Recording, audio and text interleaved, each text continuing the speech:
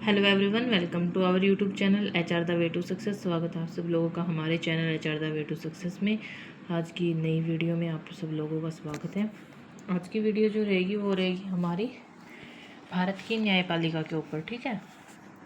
और न्यायपालिका के कार्य और न्यायपालिका की शक्तियाँ, इनके ऊपर हम सेपरेट वीडियो बनाएंगे इसके बाद। तो अभी सिर्फ भारत की न्यायपालिका के बारे में जान लेते हैं, क्योंकि पूरी डिटेल से एक वीडियो में अगर हम डालते हैं तो वीडियो ज़्यादा लॉन्ग हो जाएगी। इतनी ज़्यादा लॉन्ग वीडियो कोई भी देखना पॉसिबल नहीं है। इतना ज़्यादा आप लोग एक वीडियो में नहीं देख सकते, इसलिए हम सेपरेट वीडियो बनाएंगे। तो आइए स्टार्ट करते हैं। भारत की न्यायपालिका, जिसे भारतीय न्यायिक प्रणाली भी कहा जाता है, देश की कानूनी व्यवस्था का एक महत्वपूर्ण अंग है। सबसे पहले न्यायपालिका जो है वो कानूनी व्यवस्था का अंग है। यह एक एकीकृत प्रणाली है जिसमें सर्वोच्च न्यायालय, उच्च न्यायालय और अधीनस्थ न्यायालय यानी कि जिला न्यायालय, अधीनस्थ न्यायालय को हम जिला न्यायालय भी बोलते हैं, ठीक है। तो सबसे पहले तो देश की कानूनी व्यवस्था का महत्वपूर्ण अंग है न्यायपालिका।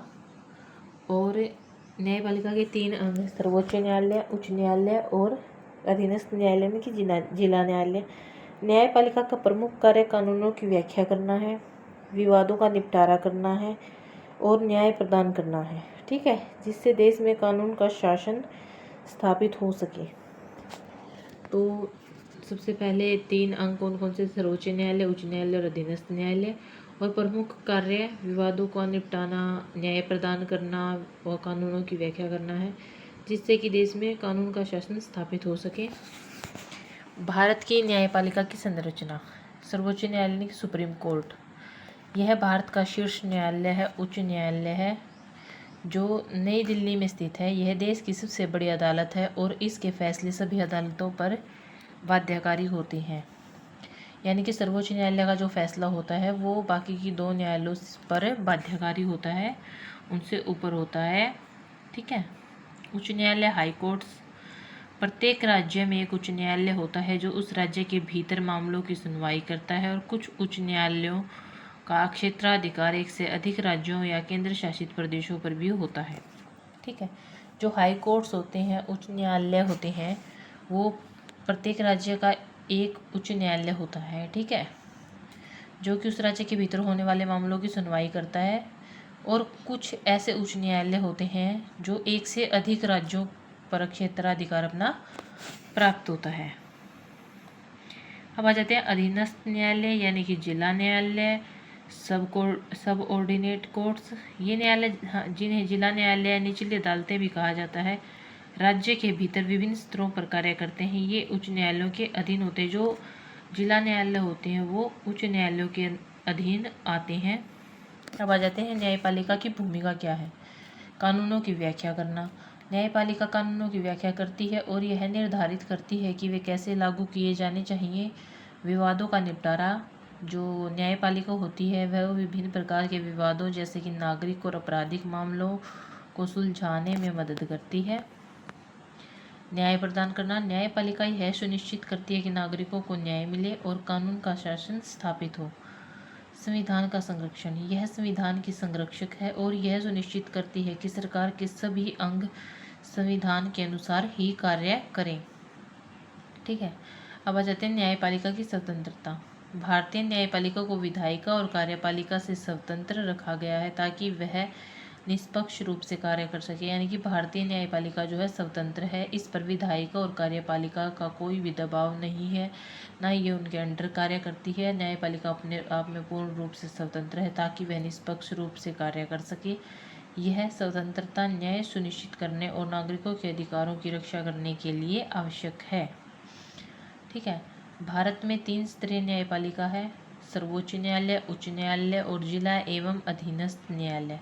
सर्वोच्च न्यायालय देश का शीर्ष न्यायालय है, जिसके बाद उच्च न्यायालय आते हैं और फिर जिला और अधीनस्थ न्यायालय निचले न्यायालय होते हैं।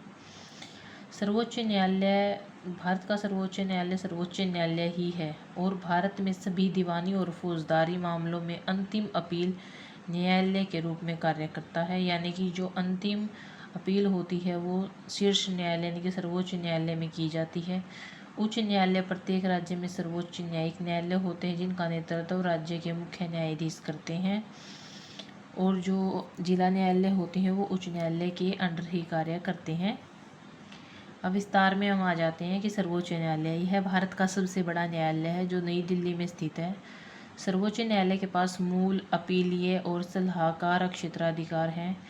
यह निचली अदालतों से अपील सुनता है, रीट जारी करता है और संविधान की व्याख्या करता है। अब आ जाते हैं उच्च न्यायालय। प्रत्येक राज्य में एक उच्च न्यायालय होता है और कुछ उच्च न्यायालयों का अधिकार क्षेत्र एक से ज़्यादा राज्यों या केंद्र शासित प्रदेशों पर होता है। उच्च न्यायालय अपने संबंधित राज्यों या केंद्र शासित प्रदेशों पर अधिकार क्षेत्र रखते हैं। उनके पास अपने अधिकार क्षेत्र के अंदर अधीनस्थ न्यायालयों पर अधीक्षण की शक्ति भी होती है। यानी कि जो उच्च न्यायालय होते हैं वो अधीनस्थ न्यायालयों पर अधीक्षण की शक्ति रखते हैं। अब आ जाते हैं जिला और अधीनस्थ न्यायालय। ये अदालतें राज्य सरकारों द्वारा स्थापित की जाती हैं और दीवानी और आपराधिक मामलों की सुनवाई के लिए जिम्मेदार होती हैं। जिला न्यायालय सबसे निचले स्तर पर हैं और इनकी अध्यक्षता जिला न्यायाधीश करते हैं। और यह ध्यान रखना बहुत ही महत्वपूर्ण है कि भारत की न्यायपालिका स्वतंत्र है और सरकार की अन्य दो शाखाओं विधायिका और कार्यपालिका से अलग है। विधायिका और कार्यपालिका का न्यायपालिका पर कोई नियंत्रण नहीं है। यह सुनिश्चित करता है कि न्यायपालिका निष्पक्ष रूप से कार्य कर सके। थैंक्स फॉर वॉचिंग और subscribe our YouTube channel HR the way to success for more videos. And अब इसके बाद जो वीडियो आएगी वो आएगी भारतीय न्यायपालिका के कार्य और शक्तियों के ऊपर, वो भी आप ज़रूर चेकआउट करना।